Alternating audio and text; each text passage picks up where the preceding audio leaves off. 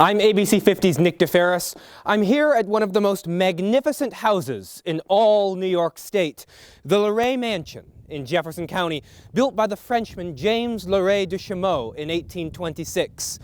And in nearly 2 centuries of this house's glorious history, it's the often untold stories of black and enslaved individuals who lived here that have helped make this place the marvel that it is.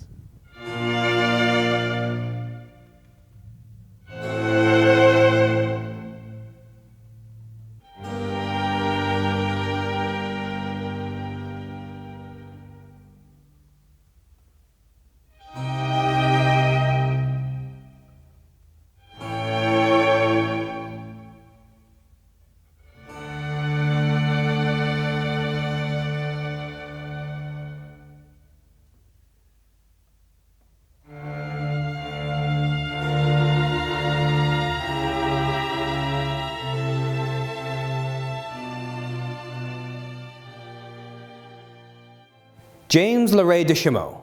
He was a man whose name is entwined forever with the history of the North Country and the history of early America. He was a man who believed wholeheartedly in the principles of the American Revolution, freedom, equality, and independence. But we know that here on his estate, he kept at least 3 enslaved individuals.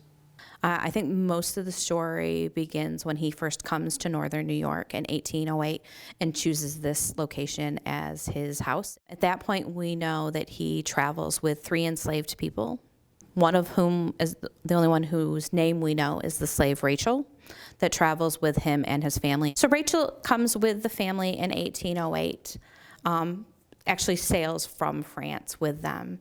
She was the caretaker for James's children, Vincent and Alexander. Vincent, his oldest son, Alexander, the middle son, and his daughter Therese, who is the daughter, who served as hostess here for James. We only know her first name. The history books don't record her as having a last name, and her stone doesn't either. And unfortunately, the amount of historic knowledge we have of Rachel and the other 2 enslaved persons in LeRay's care is pretty sparse. We kind of piece it together from multiple things. She was an immense caretaker to the house, that if you wanted to see James or one of the children, like of Vincent when they had a land office here in the mansion, that you had to pass Rachel's okay to get into the house. Though the family lived in the grand style, Rachel's own life was far more simple.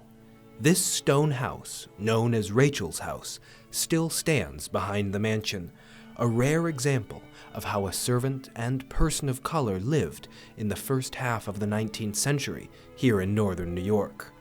And like so many things at the LeRay Mansion, it represents a great divide between the LeRays and those that served them. And in order to entertain the dignitaries, high society, and family that the LeRays hosted here at their mansion, the work of servants and enslaved individuals took place down here, in the house's original kitchen, complete with its original brick fireplace and dumbwaiter.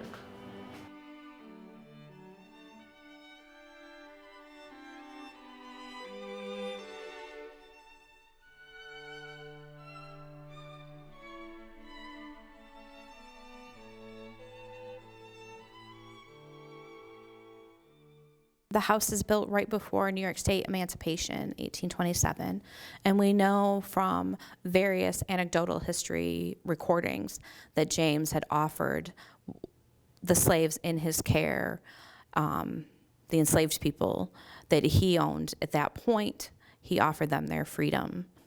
I don't know if he came to a moral and ethical, like LeRay came to a moral or ethical awakening. I don't know if that was possible. Their family made a fortune in shipping people for years. I like to mention Rachel's name as much as possible in our history of when I give tours here at the mansion. And Rachel's, unfortunately, has become the caretaker of memory for the enslaved people that LeRay owned, that we don't know their name, we don't know their gender, we don't know what their jobs here were.